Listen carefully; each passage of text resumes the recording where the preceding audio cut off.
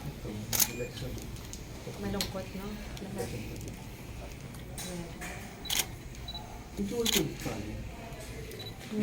No, but I heard. Hindi si Tita Fanny. Hindi ko. Okay. Okay. Okay, Shine. Shine, good to see you. Nice to see you, Pipili Pirma. tayo ng successor mo. Oo nga eh. Ang daming magagandang contesta. Okay, kwento mo lang na, Shine. How was it? How was the... What is your assessment of the... I think we have more than 50. 50, Ladies is more than 50, more or less. Basta 50 na babae. Yes. Tapos na kami. So, final callback ito. And medyo mahirap for the judges kasi ang dami talagang magaganda. And not just that, magagaling sumagot. Matatalino rin talaga. Nahirapan ka. At ang dami-daming mga moms, single moms, mga moms na sobrang fit. Ang galing. And nakaka-inspire yung mga kwento nila. Okay. This goes to show, no? Fitness pa rin importante. Importante yung fitness, and I've realized na talagang ang dami na rin talagang health conscious na hindi lang mga dalaga kundi mga moms like me. Okay. Meron ka ba mga trick question kanina? Wala naman masyado tungkol lang sa mga buhay-buhay nila or Okay. how they take care of their bodies, Good. their mental health. Puro Very ganun lang good. kasi it is something na syempre makakatulong din para sa iba.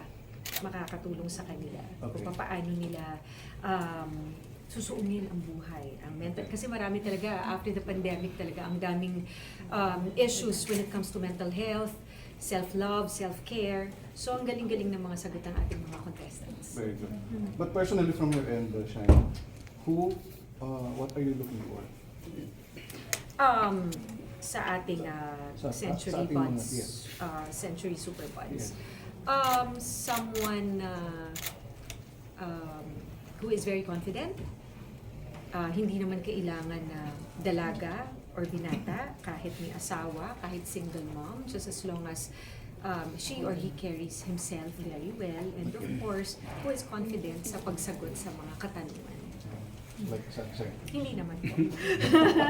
Grabe ko, Kuya Mario, na-miss kita. Okay, last na lang. Yes. How are you handling the election fatigue? Oh, I mean, halos lahat naman tayo siguro.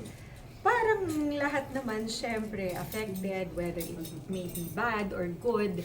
But ako kasi, as a single mom, and of course, first-time voter din si Angelina, and she's very affected. So, nandun tayo na papakita mo na yung lakas ng loob mo. Kasi kung makikita rin ng bata na naguguluhan ka, malungkot ka, masaya, or whatever, mahihirapan yung bata. So, I just tell him na, you know, we just have to pray.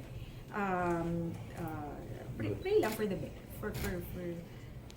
best, di ba? Kung ano man ang makakaganda sa Pilipinas. Okay. Sana. And life goes on for all of us.